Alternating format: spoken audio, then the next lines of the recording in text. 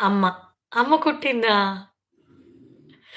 రాఘవ తమ్ముడు అమ్మ కొట్టిందా లవ్ మ్యారేజ్ అని చెప్పంగానే? అహా! నేనన్నది రాఘవ తమ్ముడు శ్వేతకి నువ్వు ఐ లవ్ యూ నువ్వు చెప్పావా? శ్వేత ఐ లవ్ యూ నీకు చెప్పిందా? ఒక ఇయర్ కాల్ మాట్లాడాక అప్పుడు ప్రపోజ్ చేశాను.